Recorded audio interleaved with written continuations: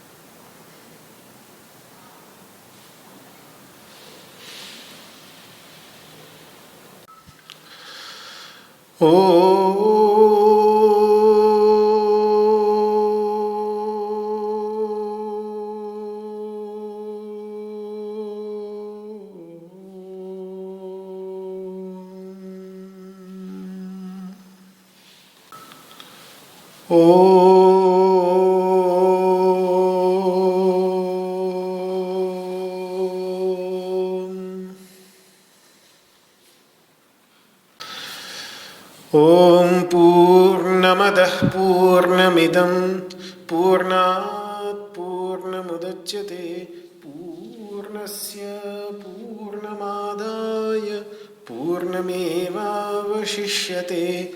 ॐ शान्तिः शान्तिः शान्तिः। वसुदेवसुतं देवं कंसचाणूरमर्दनं देवकी परमानन्दं कृष्णं वन्दे जगद्गुरुं।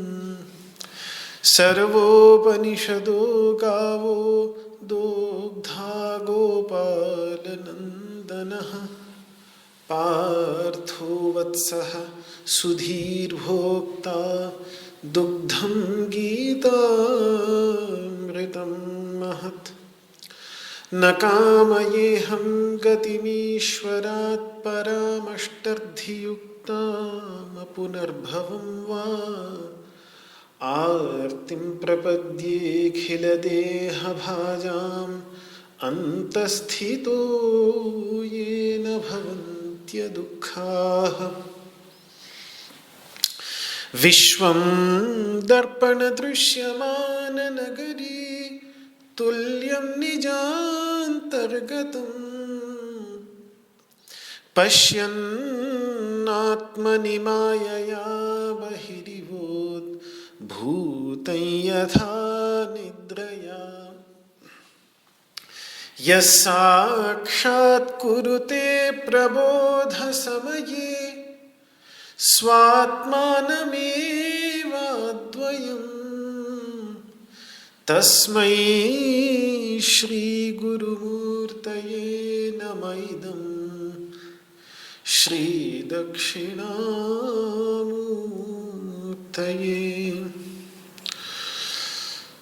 ॐ शान्तिः शान्तिः शान्तिः।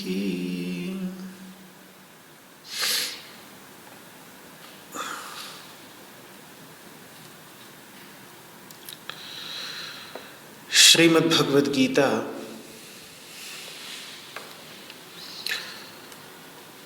के सांख्य योग नामक दूसरे अध्याय के 5वें श्लोक पर विचार चल रहा है। एक बार उसका उच्चारण कर लें।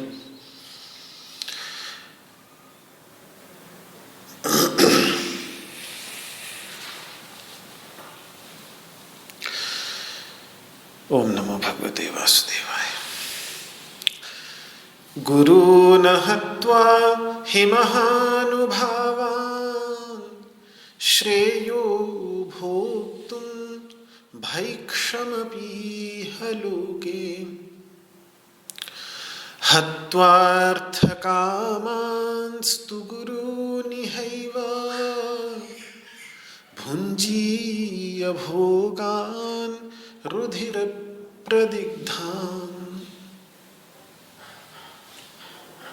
इस श्लोक में अर्जुन यही बात कह रहा है कि ये जो बड़े प्रभावशाली गुरुजन हैं मेरे, इनको मारने के स्थान पर यदि बिना मारे मुझे भीख मांगकर भी इस संसार में खानी पड़े तो वही मेरे लिए श्रेयस्कर है। क्यों? क्योंकि इन गुरुओं को जो है तो अर्थलोलुप, ऐसे गुरुजनों को मारकर यदि मैं इस संसार में भोग भोगता भी हूं तो वो भोग इनके खून से सने हुए होंगे। तो यहां महानुभाव महाप्रभावशाली गुरुओं को मारने के स्थान पर भिक्षाचर्या, सन्यास का जीवन ही उसको अधिक श्रेयस्कर लग रहा है। अर्जुन ने सन्यास लेने की इच्छा यहां इन परिस्थितियों में ऐसा करने से बेहतर ये होगा कि मैं सब कुछ छोड़कर भिक्षाचर्या का जीवन व्यतीत करूं। पर भगवान ने इसे अस्वीकार किया, इसे स्वीकार नहीं किया। यह स्वीकृति इसलिए नहीं कि अर्जुन सन्यास के अयोग्य था, इसलिए नहीं कि अर्जुन सन्यास का अधिकारी नहीं था। भगवान श्री कृष्ण का परम भक्त, परम प्रिय सखा कभी भी सन्यास के अयोग्य हो ही नहीं सकता। और मैं पीछे बता चुका हूं कि श्रेय की खोज और फिर उसी श्रेय को करना, ये उसके जीवन के केंद्र में रहता था। दो दो बार उसको श्रेय याद आया है इस विषाद की अवस्था में भी। एक तो अभी जब कल विचार कर रहे थे तो गुरु न हत्वा हि महानुभावान श्रेयो भोक्तुम भैक्षमपीह लोके, इसी श्लोक में उसको श्रेय याद आ रहा है। और केवल यहां अगर श्रेय याद आ रहा हो ऐसा नहीं, पहले अध्याय में भी न च श्रेयो नु पश्यामि हत्वा स्वजनमाहवे, इस युद्ध में, इस संग्राम में अपने बंधु बांधवों को मारकर मुझे कहीं से किसी भी प्रकार के श्रेय की प्राप्ति होते हुए नहीं दिखती। तो इससे समझ में आता है कि श्रेय अश्रेय की समझ बनाए रखने का प्रयास वो जीवन के प्रत्येक क्षण में करता था। यही तो विवेक है। सन्यास के, वेदांत श्रवण के जो साधन चतुष्टय हैं, जो चार आवश्यक साधन हैं, उनमें से सबसे पहला विवेक है। क्या श्रेय है, क्या प्रशंसनीय है, क्या अश्रेय है, उसको ठीक ठीक अलग अलग करके समझ लेना। तो यह विवेक का वो प्रयास रहता था उसके जीवन में, इस विवेक को बनाए रखने का। और वैराग्य के बीज भी उसमें उत्पन्न हुए दिख रहे हैं। संसार के इहलोक जो संसार है, इस संसार के सुख साधनों के प्रति भी उसका वैराग्य स्पष्ट दिख रहा है। न कांक्षे विजयम कृष्ण न च राज्यम सुखानि च। मुझे विजय की कोई अब आकांक्षा नहीं, राज्य की कोई आकांक्षा नहीं, सुख की कोई आकांक्षा नहीं। ऐसे राज्य का मैं क्या करूंगा, ऐसे भोग का मैं क्या करूंगा। तो संसार के सुख साधनों के प्रति उसका वैराग्य साफ दिख रहा है। इसी प्रकार परलोक यानी स्वर्गादि सुखों के प्रति भी उसने अपनी अनासक्ति, अपना वैराग्य अभिव्यक्त कर दिया है। अपि त्रैलोक्य राज्यस्य हेतुः किम नु मही कृते। त्रिलोकी का भी राज क्यों न हो, स्वर्गपति इंद्र का पद भी क्यों न हो, तो उसके लिए भी मैं ऐसा नहीं करना चाहूंगा, फिर इस पृथ्वी के राज्य के लिए तो प्रश्न ही नहीं उठता। ऐसे ही उसके अंतर्गत जो षट संपत्तियां हैं, शम दम आदि, वो भी अपने बीज रूप में दिख रही है। जब वो कहता है कि किमनो राज्य न गोविंद, इस राज्य का मैं हे गोविंद क्या करूंगा, तो ऐसा लगता है कि जैसे राज्य से उसने अपने मन को हटा लिया है। तो मन को उसने विषयों से हटा लिया, यही तो शम है। किम भोग ही, इन भोगों का मैं क्या करूंगा, तो विषय भोगों से भी अपनी इंद्रियों को भी हटा लिया है। इंद्रियों पर उसका निग्रह हो गया है। मतलब दम उसके जीवन में साफ दिख रहा है। इसी प्रकार से वो कह रहा है कि देखो, पहले अध्याय में ये भी कहा उसने कि ये धृतराष्ट्र के पुत्र लोभ के वशीभूत होकर इस बात को नहीं समझ पा रहे हैं, पर हम तो लोभ के वशीभूत नहीं, तो लोभ से मुक्त भी अपने आप को दिखा रहा है कि यद्यप्येते न पश्यन्ति लोभो बहत चेतसः। और फिर उसके अंतर्गत तितिक्षा मतलब सहन करने की भावना। जब वो कह रहा है कि धृतराष्ट्र के पुत्र चाहे मुझे रण में मार ही क्यों न दे, तो वही मेरे लिए अधिक उपयुक्त होगा, तो इसमें उसको तितिक्षा भी उसकी साफ दिख रही है। तो एक कहा जा सकता है कि सन्यास के कई साधन, मतलब सन्यास का वो अधिकारी है, इसको सिद्ध करने वाले सद्गुण, सन्यास के योग्य है इसको सिद्ध करने वाले सद्गुण किसी न किसी रूप में, बीज रूप में उसके अंदर दिख रहे हैं। ये बात तो है कि इस समय जो ये सद्गुण उत्पन्न हुए हैं, ये कोई उचित कारण से उत्पन्न हुए नहीं है। क्यों? क्योंकि इन सद्गुणों की उत्पत्ति के मूल में अपने बंधु बांधवों की मृत्यु से जनित शोक मोह ही कारण है, और कोई कारण नहीं। तो ये सद्गुण हैं, ये लंबे समय तक रहेंगे उसके अंतर्गत, इसकी संभावना कम ही है। ये तभी, ये ऐसे ही है जैसे श्मशान में जाकर सभी को कुछ समय के लिए वैराग्य हो जाता है। जितनी देर तक चिता जलती है उतनी देर तक ज्ञान की भी बातें चलती रहती हैं कि क्या रखा है दुनिया में, बेकार में इतनी भाग दौड़ कर रहे हैं, अंत में देखो यही हो जाना है। तो श्मशान में खूब ज्ञान की बातें चलती हैं, खूब वैराग्य की बात चलती है, लेकिन फिर जैसे ही श्मशान से निकल आते हैं वैसे ही फिर अपने जीवन को पहले की तरह जीने लग जाते हैं। तो ऐसी ही उसकी अवस्था है, और यही कारण है कि कृष्ण उसके लिए सन्यास का निषेध करेंगे। और ये भी कारण अवश्य है कि परिस्थिति भी उपयुक्त नहीं, समय भी उपयुक्त नहीं। अरे सन्यास ही लेना था तो उस समय ले लेता जब 12 वर्ष के लिए वन में था, जब 12 वर्ष के वनवास में थे। वनवास तो कर ही रहा था, वनवासी ही बन जाता, सन्यास ले लेता, बोल देता कि भाई मैं तो आ गया जंगल में, अब मैं तो नहीं जाने वाला वापस, हो गया बस बहुत, अब नहीं जाता वापस। यहाँ तो वन में वनवासी सन्यासी विचरण कर रहे हैं, देखो कितने आनंद से रह रहे हैं। भगवान श्री कृष्ण भी तो गए थे तपस्या करने के लिए। जब वो गए हैं तो बद्री का आश्रम गए हैं, बद्रीनाथ जिसको कहा जाता है, वहाँ तपस्या करने के लिए गए हैं। वहाँ बड़े बड़े एकांत सेवी वनवासी ऋषि मुनियों का संपर्क किया, और वैसा जीवन स्वयं भी बहुत समय तक व्यतीत किया, स्वयं भी वैसी ही तपस्या करते रहे। 4-5 वर्षों तक बड़ा गंभीर तप किया है भगवान श्री कृष्ण ने, उसका बड़ा विस्तृत वर्णन महाभारत के अंतर्गत आता है। तो अगर इसके अंतर्गत सचमुच ही वैराग्य होता, सचमुच ही सन्यास का अधिकारी और सन्यास लेने की इच्छा होती तो जब वनवास कर रहा था 12 साल का तो लौट के आता ही नहीं, वहीं साधु संतों के साथ, सन्यासियों के साथ एकांत में रहने लगता, बोलता हो गया बहुत, बस देख तो लिया, अब क्या जाना वापस। लेकिन उस समय तो आज के इस दिन की तैयारी में लगा रहता था। तब तो एक एक दिन ये सोचकर काट रहा था कि जब तक मौका नहीं मिलता तब तक अपने को तैयार कर लूं, जिससे जिस दिन ये युद्ध आएगा तो उस दिन पूरी तरह से मैं तैयार रहूं।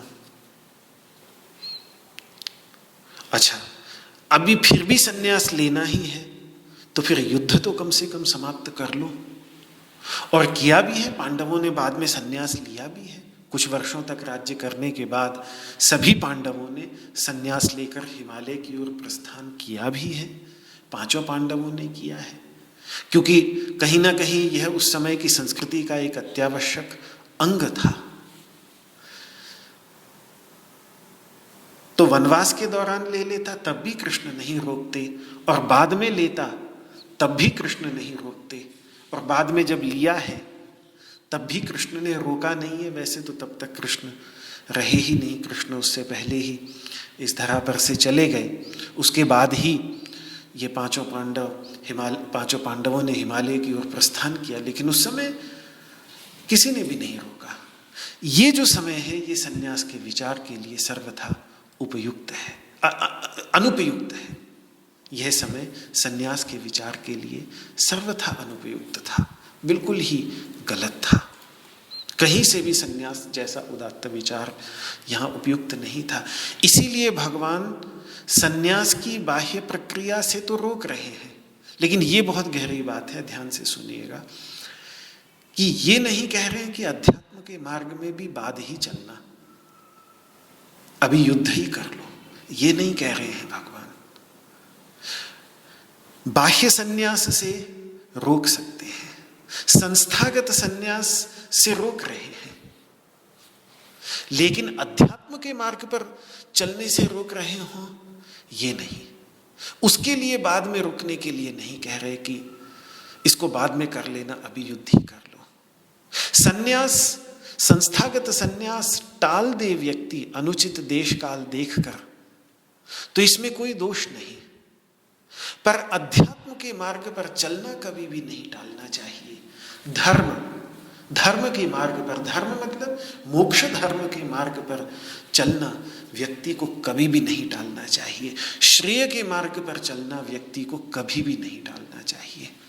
उसको कृष्ण कभी भी नहीं टाल सकते थे। उसके लिए कृष्ण कभी ये नहीं कहते कि इस पर चलने के लिए तुम्हारा समय सही नहीं है, अभी युद्ध कर लो। इसीलिए फिर भगवान उसको रास्ता दिखा रहे हैं कि किस प्रकार अभी इसी समय अपने कर्तव्य कर्म करता हुआ भी, यानी यह युद्ध जैसा घृणित कार्य करता हुआ भी वह अध्यात्म के मार्ग पर चल सकता है, धर्म के, मोक्ष धर्म के मार्ग पर चल सकता है, श्रेय के मार्ग पर चल सकता है।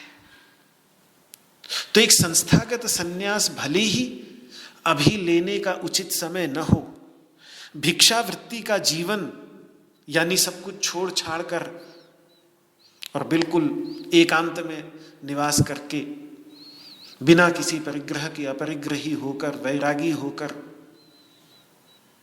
चले जाने का उचित समय अभी न हो, पर आंतरिक सन्यास जो वास्तविक सन्यास है उसे तो वह अपने कर्तव्य को छोड़े बिना भी अभी इसी समय ले सकता है। वो है गीता का सन्यास। तो जब श्रुति कहती है, वेद भगवान कहता है, यदह रेव विरजेत तदह रेव प्रव्रजेत, जिस दिन वैराग्य लगे, जिस दिन लगे कि अब रुचि नहीं रही, तो उसी दिन ही व्यक्ति को परिवृज्या कर लेनी चाहिए, उसी दिन व्यक्ति को सन्यास ले लेना चाहिए।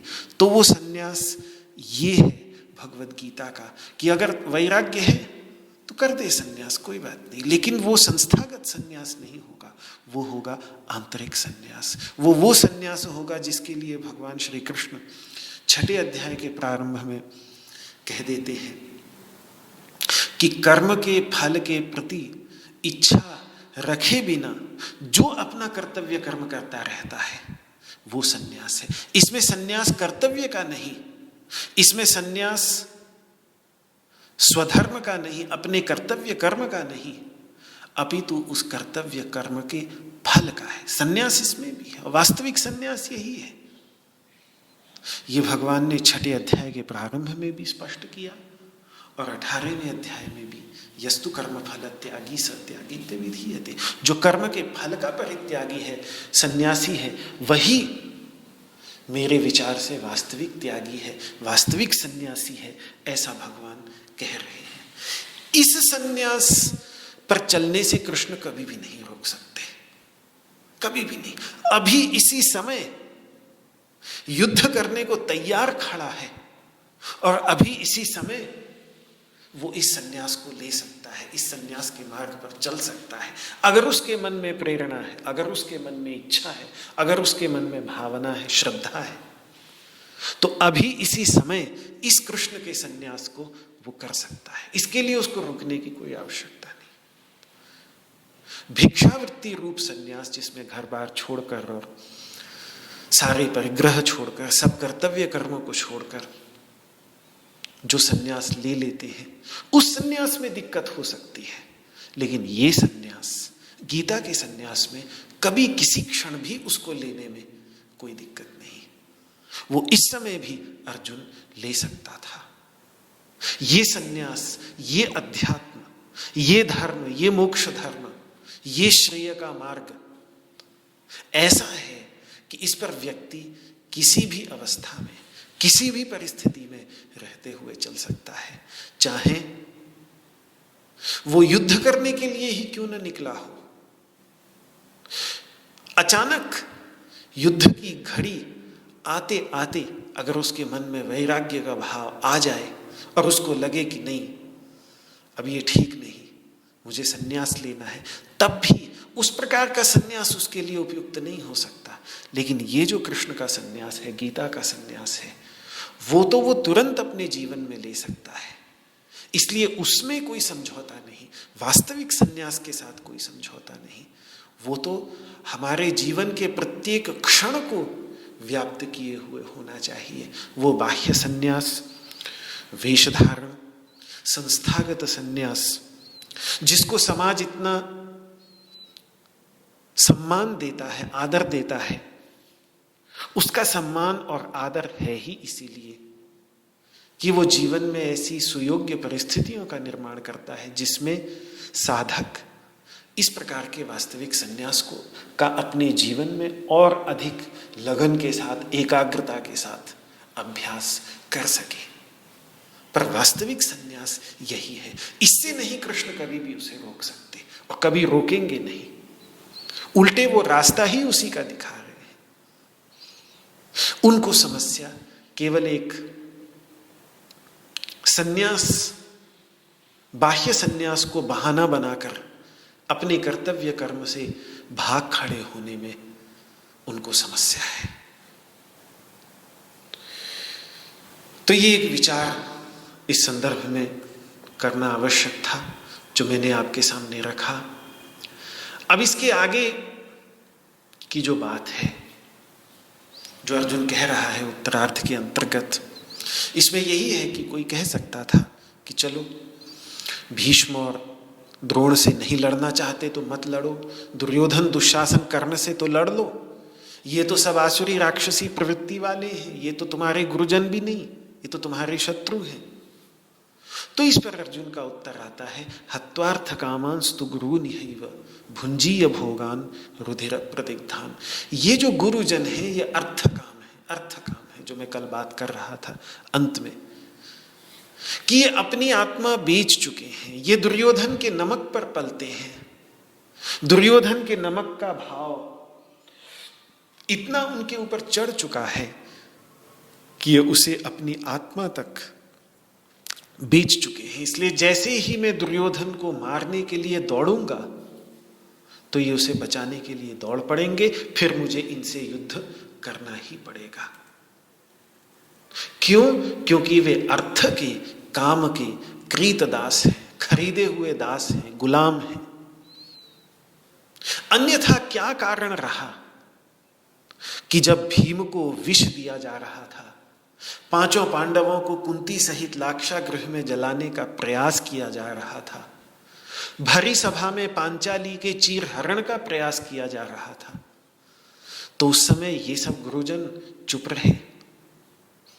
इसी से पता चल जाता है कि इनकी आत्मा कितनी दुर्योधन के सामने बिक चुकी थी।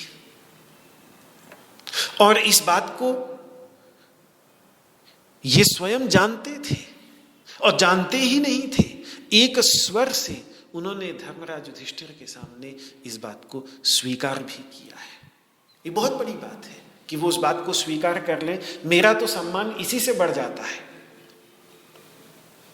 कि जो एक सत्य है वो कितना भी कड़वा क्यों ना हो, कितना भी अपने विरोध में क्यों ना हो, अपने को उन्होंने सही नहीं ठहराया, बल्कि उस कड़वे सत्य को, उस अपनी कमी को, उस अपनी न्यूनता को उन्होंने एक स्वर से स्वीकार किया है। महाभारत में प्रसंग है, भीष्म पर्व के 42वें अध्याय में जाकर गीता समाप्त हो जाती है। भीष्म पर्व का 42वां अध्याय ही गीता का 18वां अध्याय है। उसके बाद तुरंत अगले अध्याय में यानी 43वें अध्याय में यह वर्णन आता है। जैसे ही अर्जुन ने कहा नष्टो मोहः स्मृतिर्लब्धा त्वत्प्रसादान् मयाच्युत, हे अच्युत, आपके प्रसाद से, आपकी कृपा से मेरा मोह नष्ट हो गया, मेरी स्मृति वापस आ गई। नष्टो मोह स्मृतिर्लब्धा त्वत्प्रसादान् मयाच्युत स्थितोस्मि गत संदेहः, मेरे सारे के सारे संदेह समाप्त हो गए, मैं अब खड़ा हो गया हूं। स्थितोस्मि, मैं खड़ा हो गया हूं, देखो करिष्ये वचनं तव। और जो आपका आदेश है, जो आपका वचन है, जो आपने बात कही है कि मेरे प्रति पूर्ण रूप से समर्पित होकर सारे के सारे कर्तव्यों को सर्वधर्मान् परित्यज्य मामेकं शरणं व्रज, इस बात को मैं अब करने के लिए तैयार हूं। और अर्जुन ने अपने हाथ से छूटे हुए गांडीव धनुष को पुनः उठा लिया और युद्ध के लिए तैयार हो गए, दोबारा से खड़े हो गए। तो एक बार पुनः सभी वीर योद्धाओं ने वहां भयानक सिंहनाद और शंखनाद किया।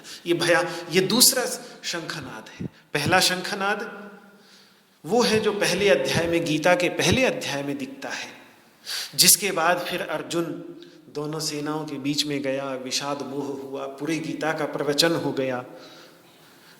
उसके बाद जब वो दोबारा खड़ा हुआ और हाथ में धनुष लेकर तैयार हो गया युद्ध करने के लिए, वापस अपने स्थान पर आकर खड़ा हो गया, तो सभी योद्धाओं को लगा कि हाँ अब ठीक है, तो बड़े प्रसन्न हुए। दोबारा से उन्होंने भयानक शंखनाद किया।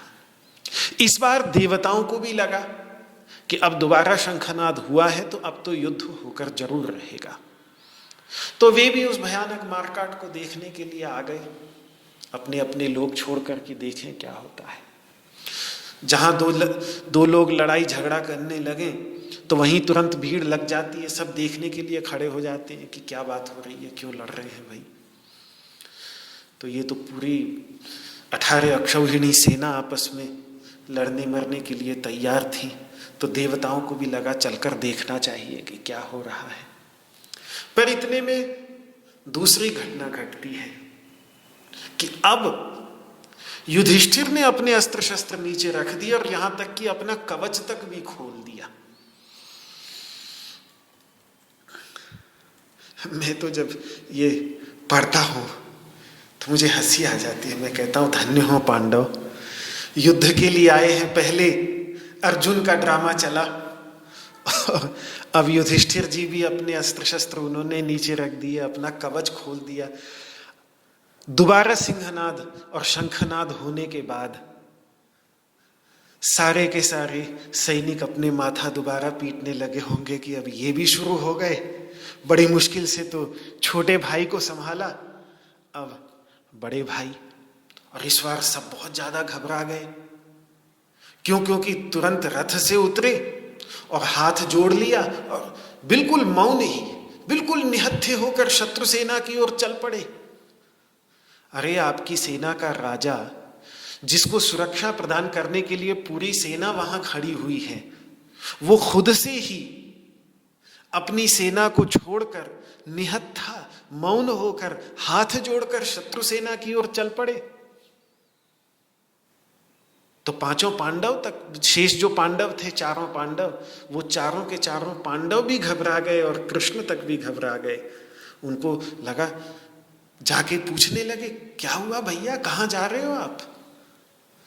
अब वो कुछ बोले ना, बिल्कुल चुप, एकदम मौन होकर हाथ जोड़े सीधे शत्रु सेना की ओर चल पड़े। तो चारों पांडव भी उनके पीछे पीछे लग गए, कृष्ण भी पीछे पीछे लग गए। अन्य प्रमुख राजा भी अपने रथों से उतरकर निहत्थे हो उनके पीछे पीछे चल पड़े।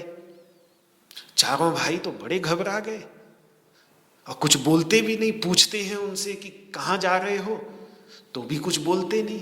पता नहीं उस ओर क्यों जा रहे हैं, शत्रु सेना की ओर, इतने शांत मौन होकर, अस्त्र शस्त्र नीचे रख के, कवच खोलकर। थोड़ी देर में कृष्ण समझ गए। वहां वर्णन आता है महाभारत में कि कृष्ण समझ गए थे, तो हंसते हंसते बोले, अरे छोड़ो, चिंता की कोई बात नहीं, गुरुजनों से आशीर्वाद लेने जा रहे हैं। भीष्म पितामह, द्रोणाचार्य, कृपाचार्य और मद्रराज शल्य, ये जो 4 गुरुजन खड़े हैं, इन गुरुजनों से आशीर्वाद लेने जा रहे हैं। क्योंकि बड़ों से आशीर्वाद लेकर जो कार्य प्रारंभ किया जाता है, उस कार्य में अवश्य ही सफलता मिलती है। तो इनको, इनकी विजय सुनिश्चित हो, इनकी सफलता सुनिश्चित हो, इसके लिए पहले से ही बड़ों का आशीर्वाद लेने के लिए बड़ों के पास जा रहे हैं। कृष्ण समझ गए, तो हंसते हंसते उन्होंने ये बात कही। और सत्य भी यही था कि देखा तो धर्मराज युधिष्ठिर सबसे पहले भीष्म पितामह के पास पहुंचे, उनसे आशीर्वाद मांगा। तो उन्होंने यही कहा कि मैं सब कुछ तुम्हें दे रहा हूं, एक बात छोड़कर, अपने आप को नहीं दे सकता। बस मुझे मत मांगना, बाकी मेरे जितने भी शुभ कर्म हैं, जितने भी आशीर्वाद हैं, जितनी भी शुभकामनाएं हैं, वो सब तुम्हारे साथ हैं, मैं तुम्हारे साथ नहीं आ सकता। और वहां पर उन्होंने ये बात कही, अर्थस्य पुरुषो दासो दासस्त्वर्थो न कस्यचित् इति सत्यम महाराज बद्धोस्म्यर्थेन कौरवैः। कि मनुष्य संपत्ति का दास होता है, अर्थ का दास होता है। संपत्ति किसी की दास नहीं होती। धन संपत्ति, अर्थ कभी किसी का दास नहीं होता, मनुष्य उसका दास होता है। ये परम सत्य है। और इसीलिए मैं इसी अर्थ की दासता के परिणाम स्वरूप मैं कौरवों के साथ बंधा हुआ हूं, कौरवों से बंधा हुआ हूं। इसलिए मैं तो आपके साथ नहीं आ सकता, पर बाकी मेरी सारी शुभकामनाएं आपके साथ हैं। और ये वचन उस समय फिर उन्होंने पूछा कि फिर पितामह, आप पर विजय प्राप्त करने का साधन क्या है? क्योंकि वैसे तो आप पर कोई विजय प्राप्त नहीं कर सकता, जब तक आप स्वयं मार्ग नहीं बताएंगे विजय प्राप्त करने का, तब तक आप पर कोई विजय प्राप्त नहीं कर सकता। तो उन्होंने कहा, कोई बात नहीं, मैं बताऊंगा तुम्हें कि उसका क्या रास्ता है। अभी नहीं, जब समय आएगा तो बताऊंगा।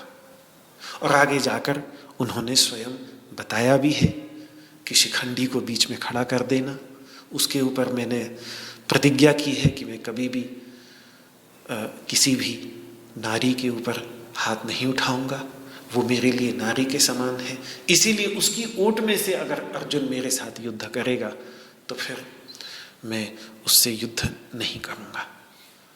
और फिर वो चाहे तो फिर मेरे को छलनी करके गिरा सकता है। इसके बाद धर्मराज युधिष्ठिर द्रोणाचार्य के पास में भी गए, उनसे भी आशीर्वाद मांगा, उनसे भी। तो उन्होंने भी बिल्कुल यही बात कही कि अर्थस्य पुरुषो दासः।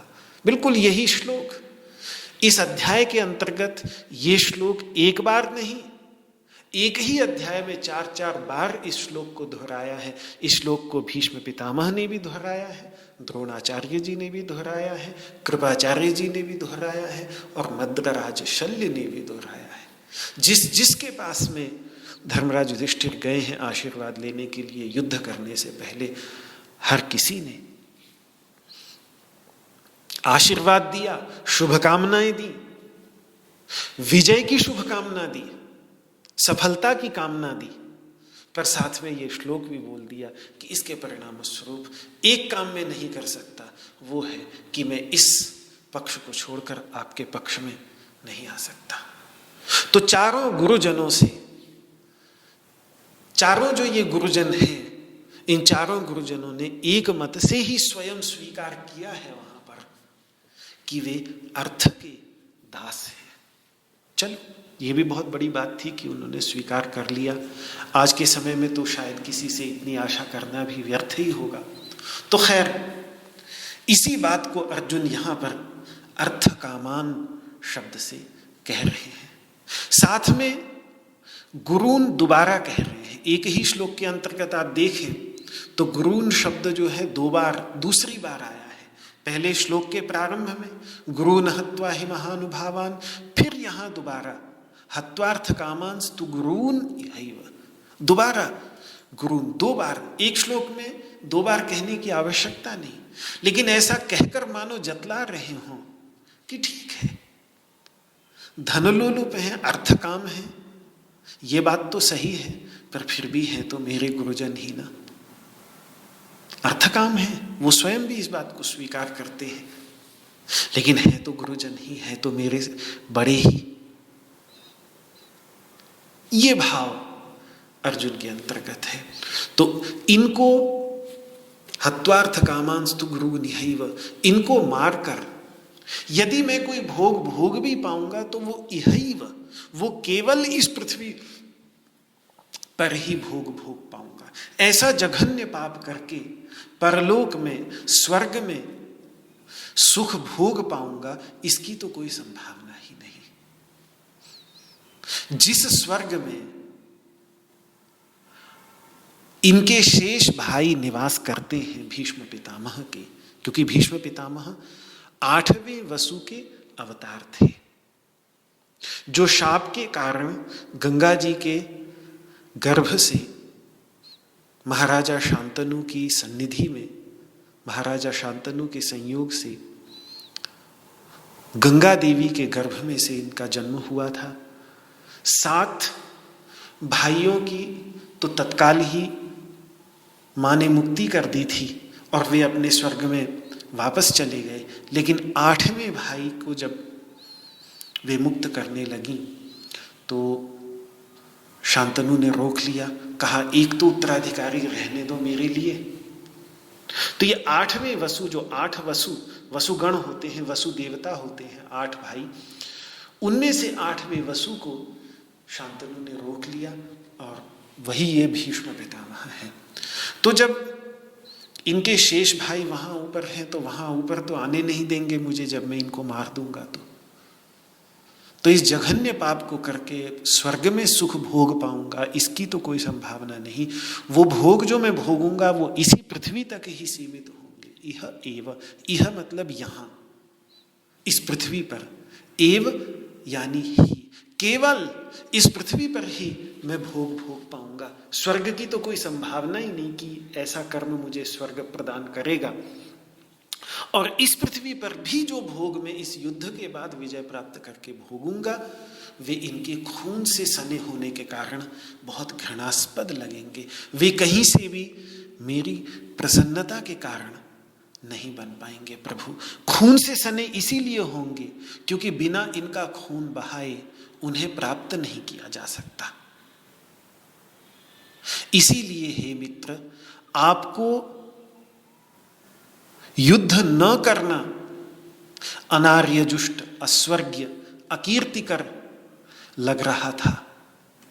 मुझे तो इनको मारना ही अनार्य, जुष्ट, अस्वर्ग्य और अकीर्तिकर लग रहा है।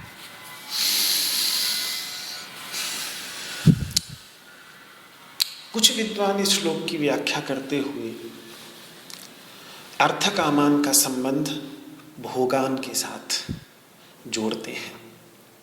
यदि ये संबंध माना जाए तो फिर अर्थकामान भीष्म आदि गुरुजनों का विशेषण न होकर भोगों का विशेषण बन जाता है।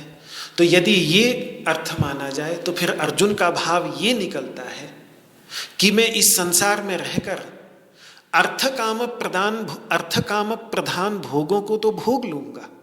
मतलब 4 पुरुषार्थों में से जो 2 पुरुषार्थ हैं, अर्थ और काम, इन अर्थ और काम की सिद्धि करने वाले भोग तो मैं भोग लूंगा, लेकिन जो अन्य 2 पुरुषार्थ हैं, धर्म और मोक्ष, इन 2 पुरुषार्थों से मैं च्युत हो जाऊंगा, भ्रष्ट हो जाऊंगा। और वो दोनों जो अर्थ काम भोग हैं, मतलब 2 पुरुषार्थों की सिद्धि करने वाले भोग हैं, वो भी खून से सने होने के कारण अशुद्ध ही होंगे। पर यहां अर्जुन गलत है। क्यों? क्योंकि इनके साथ किया जाने वाला यह युद्ध जो स्वकर्तव्य रूप है, स्वधर्म रूप है, वो यदि निष्काम भावना से, कर्तव्य मात्र की भावना से किया जाए, कर्म फल संन्यास की भावना से किया जाए, तो ये स्वधर्माचरण रूप युद्ध केवल उसके लिए स्वधर्म ही नहीं, धर्म का स्वरूप ही नहीं, बल्कि मोक्ष तक का भी कारण बन सकता है। ये बात ही भगवान उसे गीता के अंतर्गत समझाएंगे। एक क्षत्रिय के लिए, एक सैनिक के लिए युद्ध तो स्वधर्म है ही, तो धर्म तो है ही, तो धर्म से तो च्युत होने का प्रश्न ही नहीं। पर यदि वह उस स्वधर्म को, उस कर्तव्य को फल के प्रति अनासक्ति की भावना से युक्त होकर करता है, तो वही स्वधर्म उसकी मुक्ति का भी साधन बन जाता है। यह 18वें अध्याय, पूरे गीता के अंतर्गत, और 18वें अध्याय में तो बहुत ही जोर देकर भगवान ने इस बात को कहा है। तो इस उपदेश द्वारा भगवान गीता में यही जतलाना चाहते हैं कि अपना कर्तव्य चाहे कुछ भी क्यों ना हो, व्यक्ति उसी कर्तव्य का पालन करते करते ही मुक्ति के पथ पर, अध्यात्म के पथ पर अग्रसर हो सकता है। अपने कर्तव्य कभी भी अध्यात्म के पथ में अवरोध नहीं, अपितु सहायक ही बनते हैं। उन्हीं को करते हुए उनको इस प्रकार से करें कि वो तैयारी बन जाए। इसी बात को महाभारत ग्रंथ युद्ध के एक अतिशयोक्तिपूर्ण उदाहरण द्वारा प्रदर्शित करने का प्रयास इस इतिहास के माध्यम से, इस कथा के माध्यम से कर रहा है।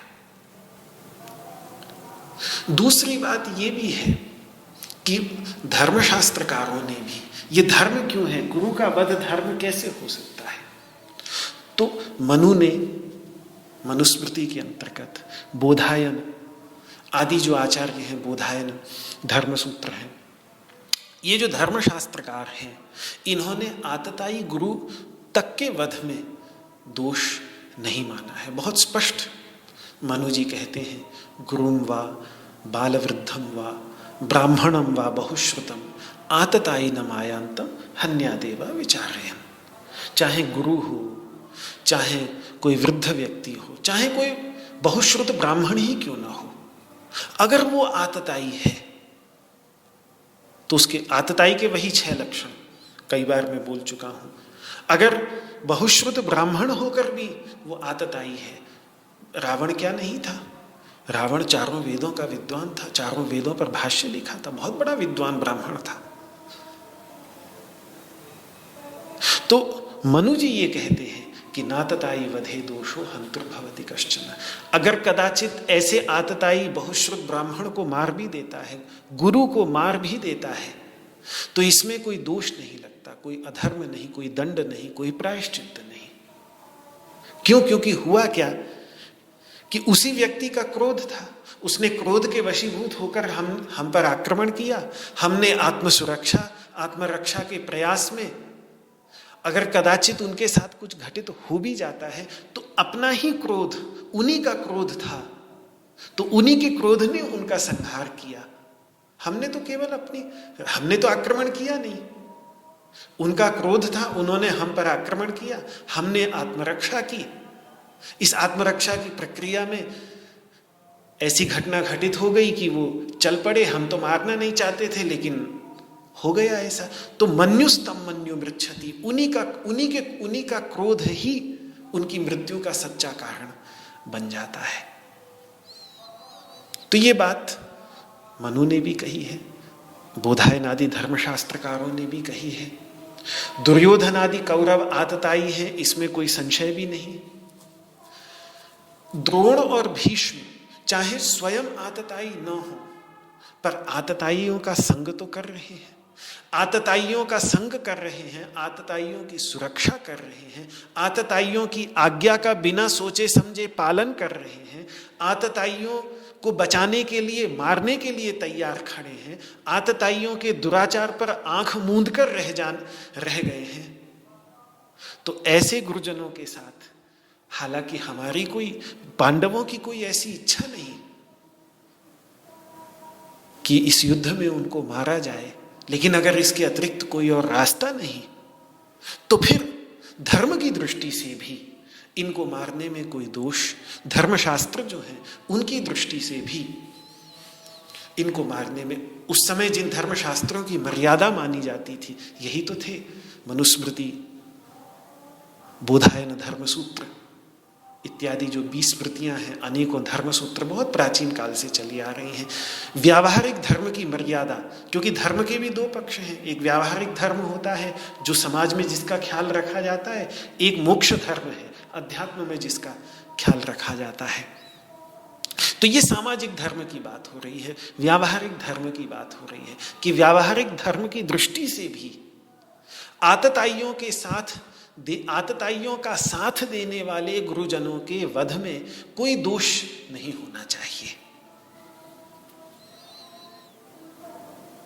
लेकिन भगवान को यह सब समझाने से मतलब नहीं है, ये सब तो अर्जुन ने पहले से भी पढ़ा होगा, उसको ध्यान आ रहा है कि नहीं आ रहा है वो बात अलग है।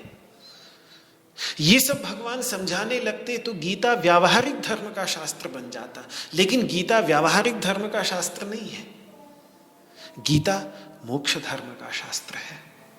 इसमें मनुस्मृति, बोधायन धर्मसूत्र आदि स्मृति ग्रंथों और धर्मसूत्रों के समान समाज के व्यावहारिक धर्म का, सामाजिक धर्म का कोई निरूपण नहीं। उसके लिए तो मनुस्मृति आदि धर्मशास्त्र पढ़ ले, वहां सब कुछ लिखा है। गीता मोक्ष शास्त्र है, गीता मोक्ष धर्म का है। यदि इसमें किसी धर्म का प्रतिपादन है तो वो व्यावहारिक धर्म का, सामाजिक धर्म का प्रतिपादन नहीं, मोक्ष धर्म का प्रतिपादन है, सामान्य धर्म का नहीं। ये बहुत महत्वपूर्ण बात है यहां समझने की, क्योंकि कई बार हम गीता को धर्मशास्त्र कह बैठते हैं, लेकिन अगर आप संस्कृत टीकाकारों को देखें, पारंपरिक दृष्टि से देखें, तो गीता उस अर्थ में धर्मशास्त्र नहीं है जिस अर्थ में मनुस्मृति धर्मशास्त्र है, जिस अर्थ में बोधायन आदि आचार्यों के अनेक जो धर्म सूत्र हैं, आपस्तंभ के, बोधायन के, महर्षि वशिष्ठ के, इन सब के जो धर्म सूत्र हैं उनके समान ये धर्मशास्त्र नहीं है। कभी भी गीता को धर्मशास्त्र नहीं माना गया, गीता मोक्ष शास्त्र है। ये जो 4 पुरुषार्थ हैं, धर्म, अर्थ, काम और मोक्ष, इन चारों पुरुषार्थों पर भारतीय ऋषियों ने बहुत कुछ लिखा है। धर्म पर मनु ने लिखा है, धर्म पर बोधायन ने लिखा है, धर्म पर आपस्तंभ ने लिखा है, धर्म पर वशिष्ठ ने लिखा है, धर्म पर पराशर ने लिखा है, धर्म पर विष्णु नामक एक महर्षि ने लिखा है। 20 स्मृतियां और 10 धर्मशास्त्र हैं। वे सब धर्म के शास्त्र हैं, वो सब लिखे गए हैं। गीता उनमें से नहीं है। गीता धर्म रूपी पुरुषार्थ का प्रतिपादन करने वाला शास्त्र नहीं है। इसी प्रकार से अर्थ पर भी बहुत कुछ लिखा गया। भारत में अर्थशास्त्र की परंपरा बहुत ही प्राचीन है।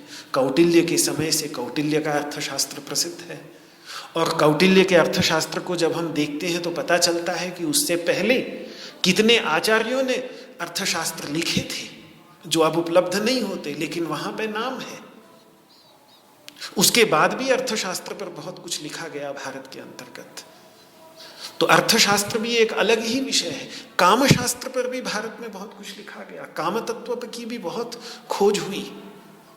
वात्स्यायन के काम सूत्र हैं, अनंग रंग जैसे काम शास्त्र के अनेकों ग्रंथ हैं। काम तत्व पर भी विचार हुआ है। और इसी प्रकार से आप वात्स्यायन के काम सूत्रों को भी देखें तो वहां प्रारंभ में ही काम शास्त्र की बहुत प्राचीन परंपरा, महर्षि पतंजलि तक, वहां पे एक नाम है काम शास्त्रों के महान आचार्यों में से एक आचार्य नाम महर्षि पतंजलि का भी है, और बड़े बड़े महर्षियों के नाम हैं वहां, जिन्होंने महर्षि वात्स्यायन से पहले कामसूत्रों का भी, कामशास्त्रों का भी प्रतिपादन किया है। और फिर जो चौथा पुरुषार्थ है मोक्ष शास्त्र। मोक्ष शास्त्र में उपनिषद है, मोक्ष शास्त्र में महाभारत का मोक्ष धर्म पर्व है, और मोक्ष शास्त्र में श्रीमद् भगवद गीता है। इसीलिए श्रीमद् भगवद गीता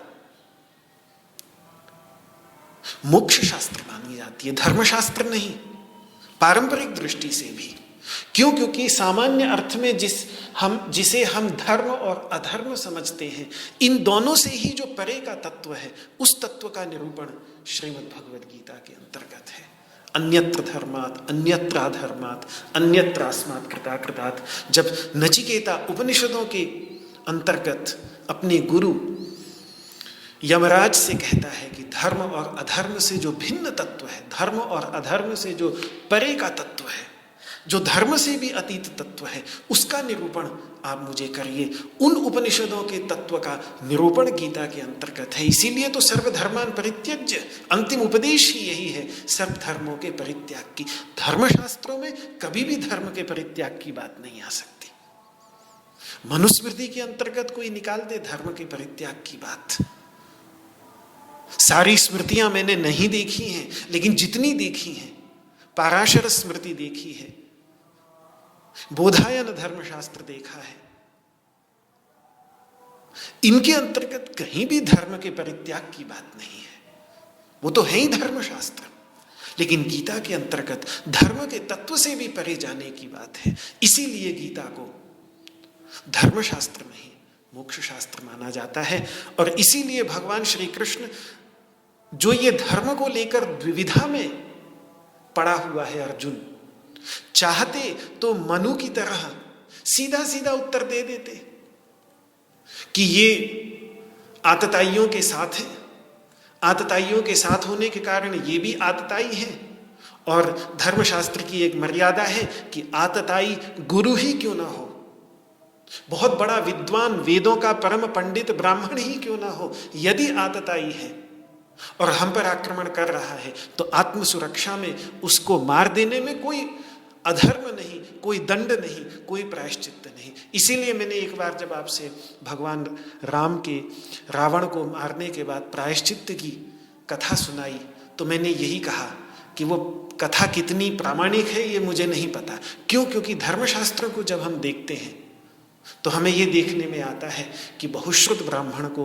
मारने के बाद कोई प्रायश्चित्त करने की आवश्यकता नहीं होती। मनुस्मृति में बहुत स्पष्ट है, बोधायन धर्मसूत्र में बहुत स्पष्ट है। तो उनके अंतर्गत प्रायश्चित्त का विचार कैसे आया और ये कथा कहानी कैसे बन गई, ये मुझे नहीं पता। पर इन सब बातों में भगवान नहीं जा रहे हैं, ये धर्मशास्त्रों की बातें हैं। वे मोक्ष का, उनका निरूपण मोक्ष करना निरूपण है। वो उस धर्म का निरूपण नहीं कर रहे हैं जिसके स्वरूप को लेकर, फल को लेकर किसी को संशय हो सकता है।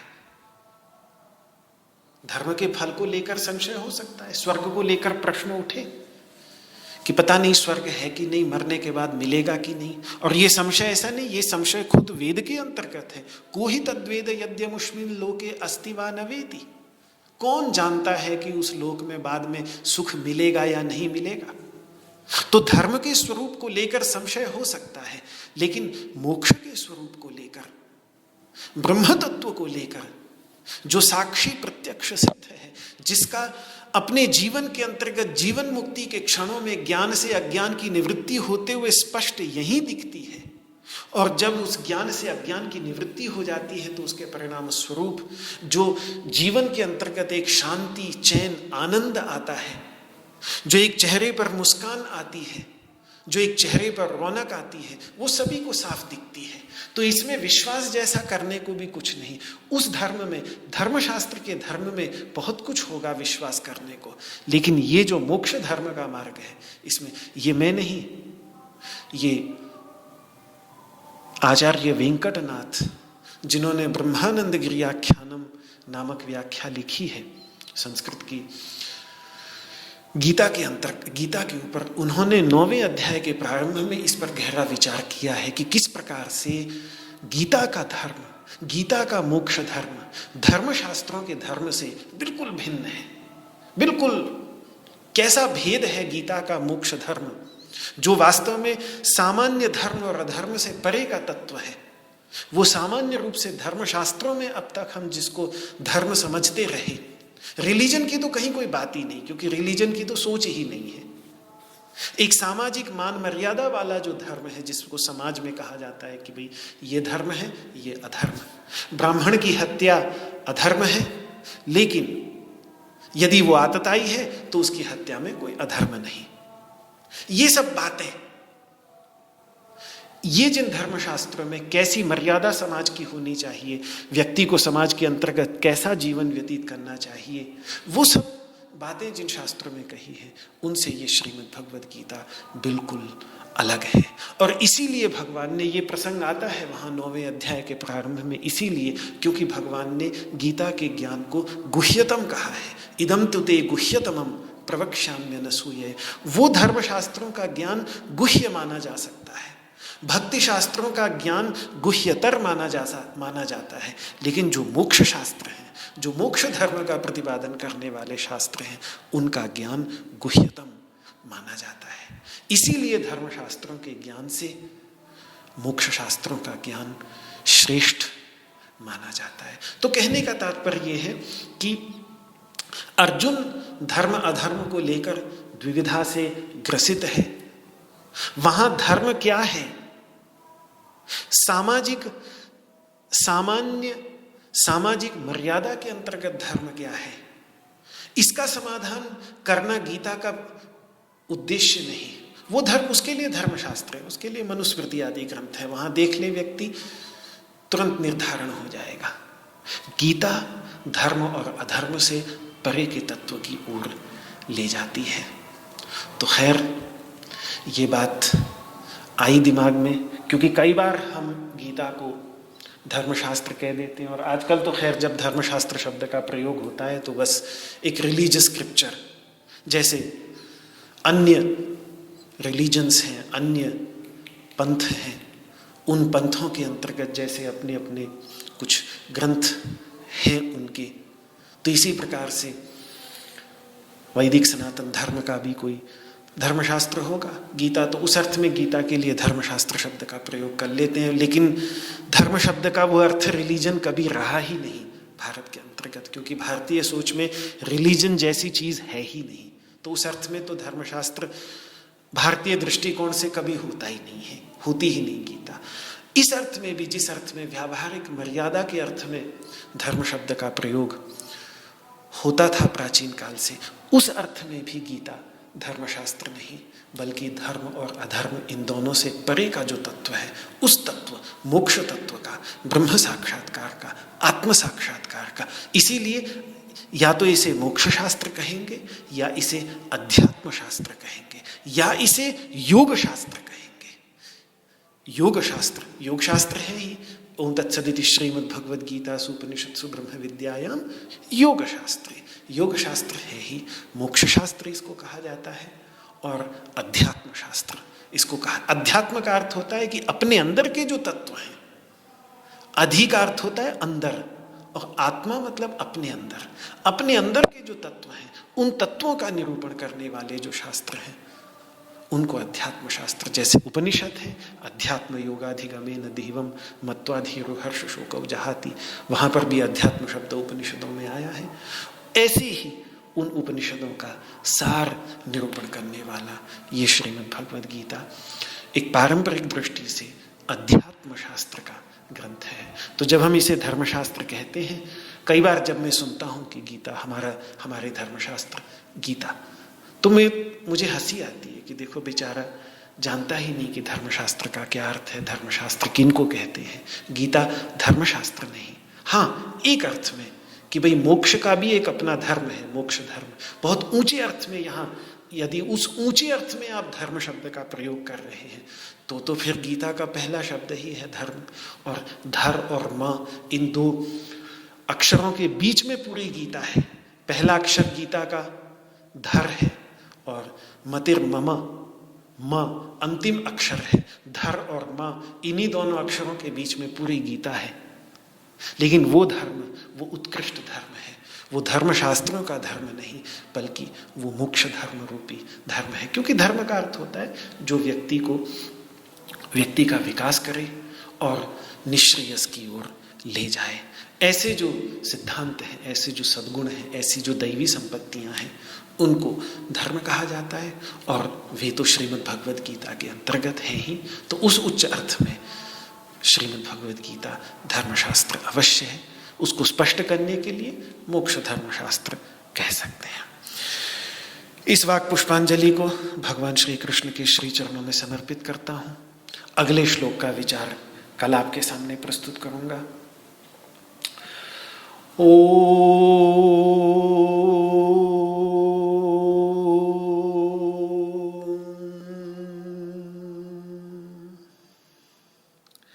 सर्वे भवन्तु सुखिनः, सर्वे सन्तु निरामयाः, सर्वे भद्राणि पश्यन्तु, मा कश्चित् दुःखभाग् भवेत्।